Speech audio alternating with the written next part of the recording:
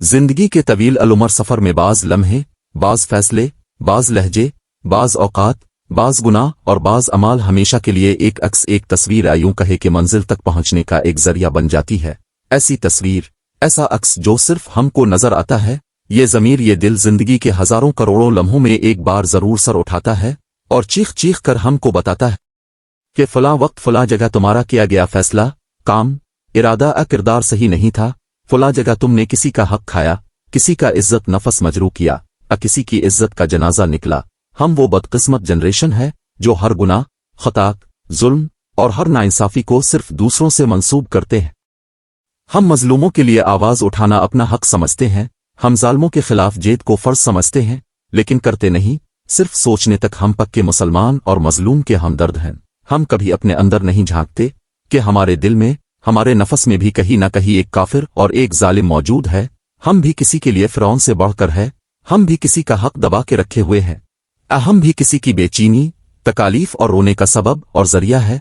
जब भी हमारे सामने जालिम व मजलूम, हक व बातिल, नेक व बद, अच्छे और बुरे का जिक्र होता है, हम अपने आप को हक, नेक, अच्छे और मजलूम के दर्जे में रखते हैं।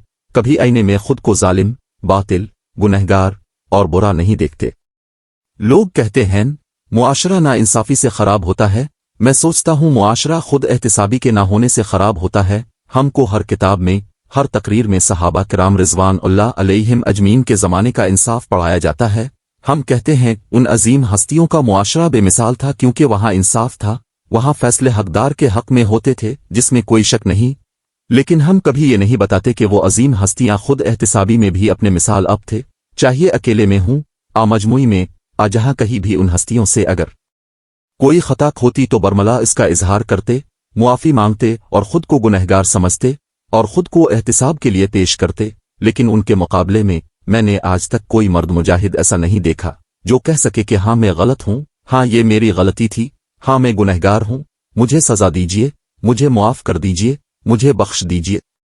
अब अदालतों के सामने जाए तो मालूम होगा कि दुनिया में सिर्फ झगड़े ही झगड़े और फितने फसाद है। भाई भाई के खिलाफ, बेटा बाप के खिलाफ, दामाद ससुर के खिलाफ, चचा भतीजे के खिलाफ, हमसाया हमसाये के खिलाफ, रिश्तेदार रिश्तेदार के खिलाफ, शिरकतदार अपने शरीक के खिलाफ जेद करने में मसरूफ है। दोनों फरीक हक बजानिब होते हैं और दोनों फरीक खुद को हक और दूसरे को बातिल समझते हैं और दोनों ही हक और बातिल को जानते हैं, बस थोड़ी खुद एहतिसाबी की जुर्रत से महरूम होते हैं। आइए अपने आने वाले नस्ल पर रहम खाते हैं और खुद से ही एहतिसाब का अमल शुरू करते हैं।